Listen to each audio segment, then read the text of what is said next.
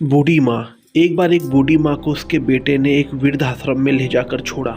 इस माँ का ये वही इकलौता बेटा था जिसके लिए इस माँ ने जीवन भर संघर्ष किया। इस बेटे के लिए वो सब कुछ किया जो एक माँ को करना चाहिए या माँ कर सकती है, और आज भी अपने बेटे को किसी भी तरह की परेशानी ना हो इसलिए आश्रम में रहने के लिए भी तैयार हो गई। वृद्ध आश्रम में रह रही माँ हमेशा अपने बेटे को याद करती, मगर बेटा केवल साल में एक बार उसको मिलने जाता या फिर फोन पर बात कर लेता। कई साल बीत गए। वृद्ध आश्रम से बेटे को एक दिन फोन आया। उन्होंने कहा, बेटा जल्दी से आश्रम आके अपनी माँ से मिल लो, वो बहुत सीरियस है। बेटा जब अपनी बीमार माँ के पास पहुँचा तब वह अपनी आखिरी सांसें गिन रही थी। बेटे ने अपनी माँ से उसकी आखिरी इच्छा पूछते हुए कहा, माँ मैं तुम्हारे लिए क्या कर सकता हूँ बताओ।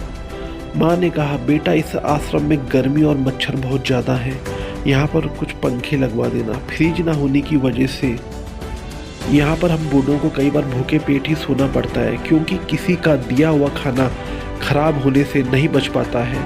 तो इस आश्रम के लिए एक दो फ्रिज भी खरीद कर दे देना। बेटे ने अपनी माँ की सारी बात सुनी और अपनी माँ से पूछा, आपने इतने साल यहाँ पर निकाल दिए पर आपने कभी भी ये बातें मुझसे नहीं कही, और अब जब आपके पास टाइम नहीं बचा है तब आप यह सब कह रही हैं, ऐसा क्यों?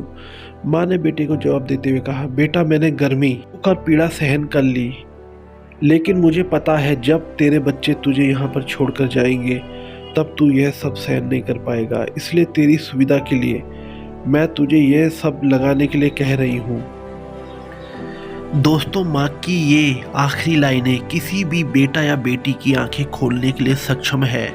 इतिहास हमेशा अपने आप को दोहराता है। अगर आप चाहते हैं कि आपके साथ अच्छा व्यवहार हो तो आपको भी दूसरों के साथ वैसा ही व्यवहार करना पड़ेगा।